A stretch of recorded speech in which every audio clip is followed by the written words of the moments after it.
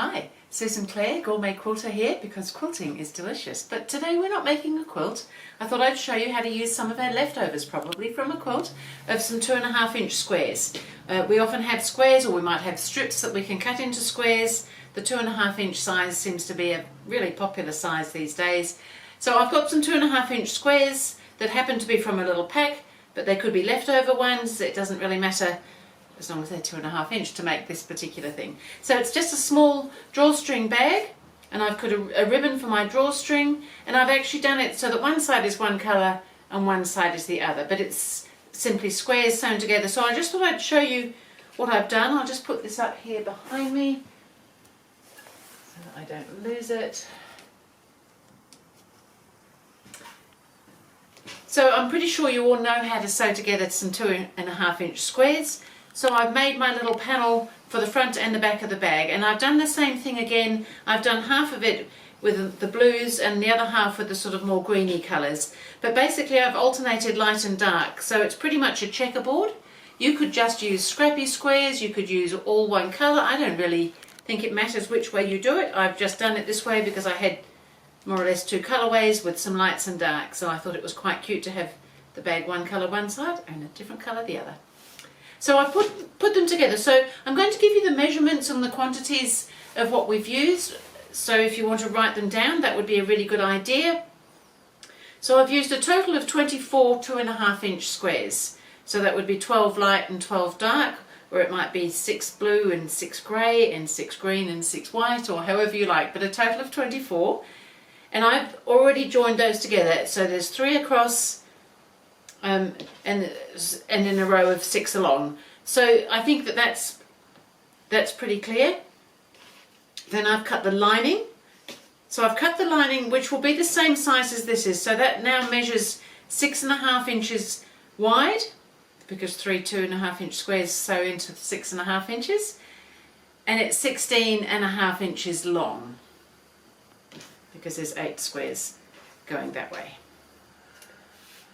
And then we need to have some casings. So to make this little casing here, it's like an extra little piece that's stitched in when we put the lining inside. And so what we need for that is 4 strips that are 6 inches long but 2.5 inches wide. Now I've already made one casing and I've started sewing the other one. So they're 6 inches long, 2.5 inches wide, and we're going to sew them together.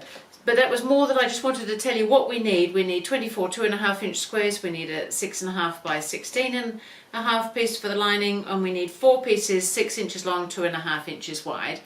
And then for the drawstring, because I've used a ribbon, this is a grosgrain ribbon, but any ribbon is fine, it's about 1/2 inch wide that I've used, and they're both 18 inches long. So a yard cut in half will do for that nicely. So I think we're doing pretty well so far. So first of all, we want to sew together our squares, however you want to put them together. Then we want to make our 2 casings. So as I said, I've already made one and I've started on the second.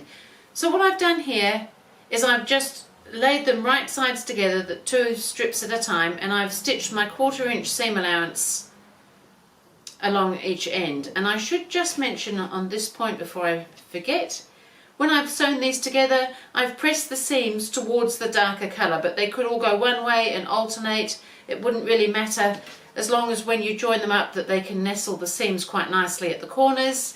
And then when I've joined those rows together, I've simply pressed the seams all in one direction. And that will help us when we go to join them, because we'll be joining the sides, and then the seams will alternate on the sides of those little rows of 3, all going one way. So back to the drawstring casings. There's one, here's the other one already, as I said, stitched at each end. So we're going to turn that out the right way now, and we're going to press that seam. So that's an end of a casing. I quite like having the seam at the end. You wouldn't have to, but it kind of gives it an extra little bit of, I guess, it's slightly more bulk than anything, but it feels like it's a little bit stronger on the ends if we have the seam there rather than somewhere else. So I've just pressed that out the right way now. I think you can see the seams are sitting at each end, and now we just want to fold that over so the raw edges are level, so that we've got a nice double casing to pop a ribbon or cord or whatever it is through. So this is a fun little bag, as I said, just using some leftovers, nothing too hard about it. Great for a little gift bag, might be a great little hairbrush and comb bag, it might be, oh, we haven't made chocolate bags for a long time, might be very nice with chocolate in it. So what I'm going to do now is position, so my raw edges are together on my casing, on the end there, and I want to center that so that there should be about 1/2 inch or so out each end, and we're going to pop the lining there as well. So we're going to have the casing there, raw edges level, and then the lining goes right side down, so these right sides together, and we're going to stitch across that end, including the casing in that seam. And then we're going to do the same with the other end. So we'll go ahead and we'll get this one stitched. So again, I'm just using the regular 1/4 inch seam allowance on everything here. And by having that casing just a little bit shorter than the bag width, that allows the gap between on the sides.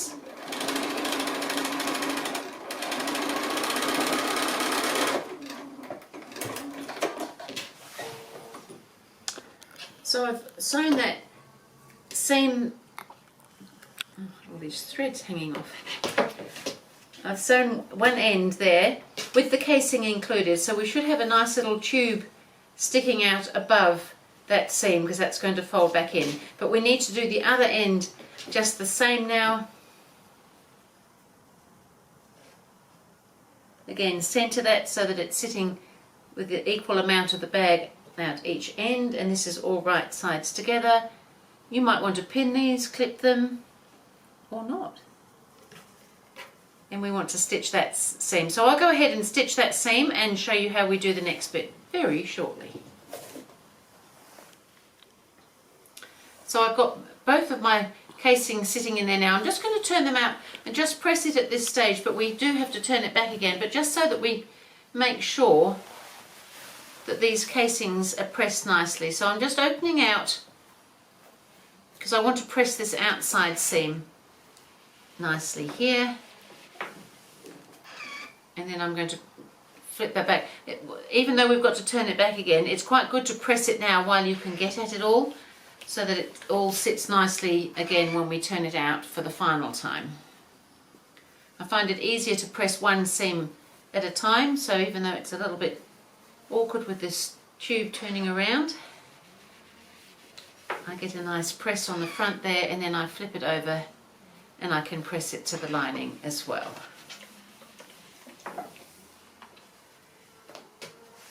So that's looking pretty good so far, but we need to turn it into a bag now. So again, we're going inside out, and we're going to match up those centers there, and you may want to pop a pin in here, and we're going to leave a little gap for turning on the lining part.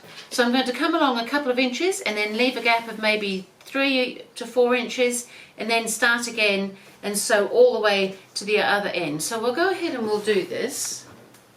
Just make sure that this seam here is matching where it meets there, because that's the top of the bag, and it will be really good if that bit does match. I'm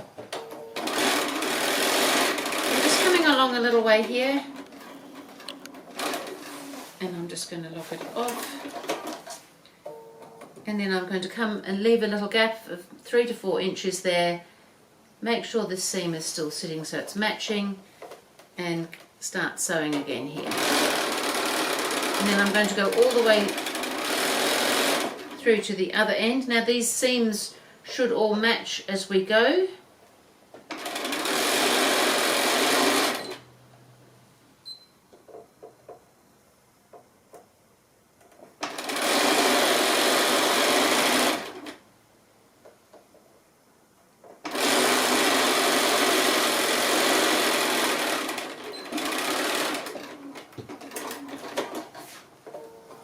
And because we've left a gap there, if you do it in the first seam then you don't forget.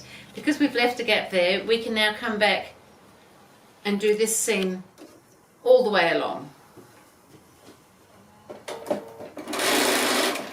Again, matching the seams at the sides.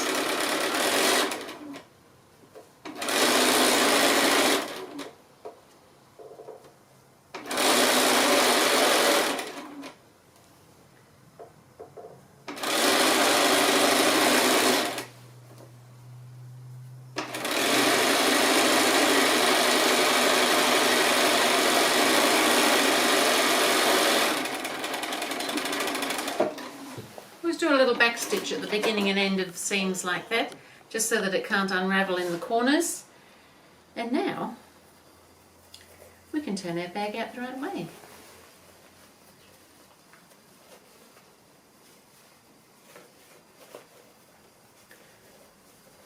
So you want to make sure your corners are turning out. We don't need to do the lining because they're going to go inside. So pop your corners out so that they're sitting nice. You could just clip those corners if you wanted to, although I find that these ones sit quite well, just pushing them out so that you get a nice little point there. And then we're going to pop that inside, but we do need to close that off first. Now you could hand slip stitch this little gap here. I'm actually going to machine it, so I'm going to bring the iron over and press that closed. Because for me, something like this would be a quick and easy little bag to make. I would do the whole lot in one go like this. You might like to sit and hand sew. If I was waiting to hand sew, I might never get it done.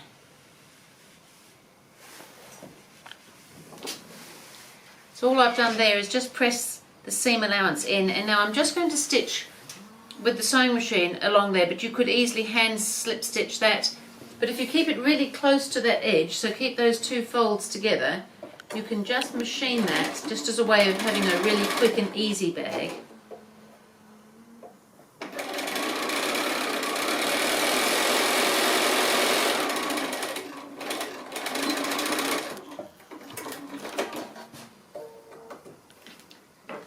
And just trim off any random threads that are sticking out there. And so that's it's a very close to the edge stitch, but it's closed that gap really nicely. So now we can pop that inside and push those corners out, this time into the corners of the outside of the bag. So I haven't popped any batting or anything like that in this. It doesn't need anything unless you want it to have something, of course.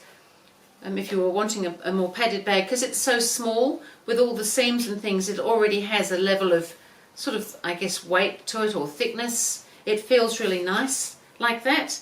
So I would now just press it. Because we pressed this seam before, it's sitting really nicely, but it's always a good idea to come back and press it again. Make sure the lining is all sitting nice and flat, and then press that bag. And so the bag is done actually, but I'm just going to pop the ribbon in. So I'm going to pop the ribbon in. So I've got two 18-inch lengths of ribbon here, and I've got a safety pin. You might have a little bodkin, you might have any number of things. I'm just going to use a safety pin. I'm first of all going to take both ends through. So because we made these nice tubular finished casings, we can just thread. So I'm threading both pieces of ribbon through one side, and then I'm just going to bring only one of them back round the other side.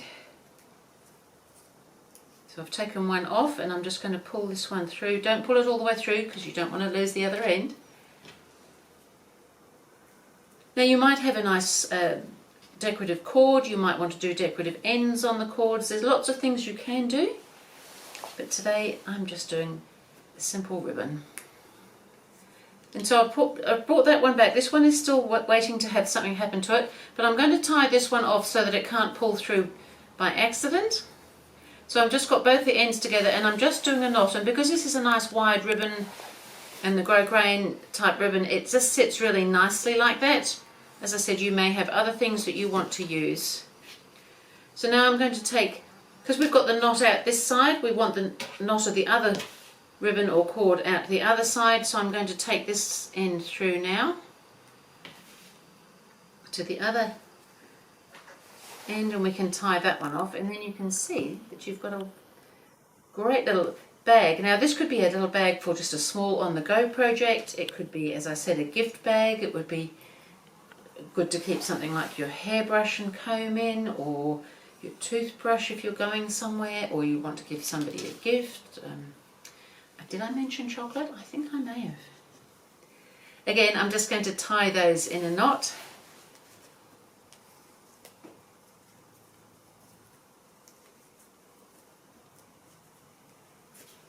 And that's sitting quite nicely. So now we've got a bag which has got, again, different colours on each side. And because we've put the 2 cords in, you can just pull that up really nicely and it opens up again really nicely. So I think that's a great little bag, great way of using some little leftovers. And as I said, it could be maybe you're giving a gift of a face washer and some nice soap. Or you might have a jar of jam that would sit nicely in. Oh, a jar of jam would be nice. Ooh, goodness me. So many things that you could put in a bag like that, or just that small on-the-go project, as I mentioned. Things like that are so useful. I just thought you might like an idea to use up some of those 2.5-inch squares. So that was our little bag this time. Thank you.